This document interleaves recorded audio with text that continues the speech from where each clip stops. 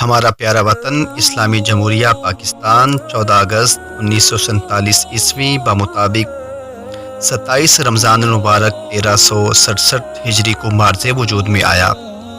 اللہ تعالیٰ اس کی حفاظت فرمائے، دشمنوں کی میلی نظر سے محفوظ رکھے اور ہمیں اس عظیم نعمت کی حقیقی قدر کرنے کی توفیق عطا فرمائے۔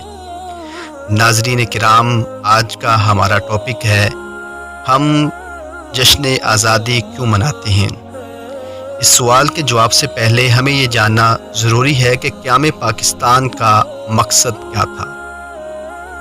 پاکستان کا قیام صرف زمین کا ایک ٹکڑا حاصل کرنے کے لیے نہیں کیا گیا، بلکہ اس کا مقصد ایک ایسی آزاد ریاست تھا جہاں مسلمان اپنے اللہ عز و جل اور اس کے حبیب صلی اللہ علیہ وسلم کی تعلیمات کی روشنی میں پرامن زندگی گزار سکیں۔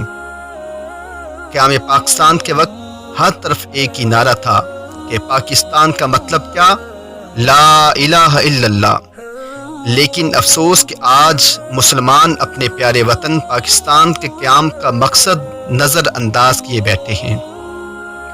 جس وطن کو آزادی سے عبادت کرنے کے لیے حاصل کیا گیا تھا، اسی کے رہنے والے اللہ اور رسول کے احکامات کی نافرمانی کرتے نہیں گھبراتے۔ وہ لوگ جنہوں نے اس وطن کے لیے لاکھوں جانوں کا نذرانہ دیا، وہ مائیں جنہوں نے اس وطن پر اپنے دودھ پیتے بچے قربان کیے، آج انہی کی اولاد کسی بھی ناخوشگوار موقع پر اسی وطن کی املاک تباہ کرنے، جلاؤ گہراؤ کرنے، اپنے ہی مسلمان بھائیوں کی گاڑیاں، دکانیں جلانے اور توڑ پھوڑ کرنے سے بالکل نہیں گھبراتی۔ محترم ناظرین کرام، آج کا ہمارا ٹاپک ہے ہم جشن آزادی کیوں مناتے ہیں۔ جس دن کوئی نعمت ملے اس کی یاد منانا شرعاً جائز ہے۔ یاد رہے کہ جشن آزادی منانے کا مقصد اللہ کی دی ہوئی نعمت آزادی کا شکر ادا کرنا ہوتا ہے، اور شکر کا تقاضا یہ ہے کہ جس کی جانب سے نعمت ملی ہے اس کی اطاعت و فرما برداری کی جائے۔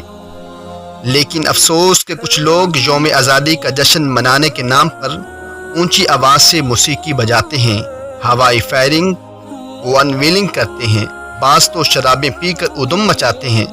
اس انداز کی نہ تو شریعت اجازت دیتی ہے اور نہ ہی ملکی قانون۔ محترم ناظرین کرام، الحمدللہ ہمیں اپنے وطن عزیز پاکستان سے محبت ہے، اور وطن سے محبت کا تقاضا یہ بھی ہے کہ ہم اس کی تعمیر و ترقی میں اپنا کردار ادا کریں۔ جھوٹ، رشوت، سود، دھوکہ بازی، ملاوٹ، ذخیرہ اندوزی، چوری، ڈکیتی، کرپشن وغیرہ سے پرہیز کر کے جہاں ہم گناہوں سے بچیں گے، وہاں انشاءاللہ عز و جل ہمارے وطن عزیز کو بھی فائدہ ہوگا، اور اگر ہم الٹا چلیں گے تو ہمیں اور ہمارے وطن عزیز کو نقصان پہنچے گا۔ یہ آزاد وطن اللہ کی نعمت ہے، اس کی قدر کیجیے۔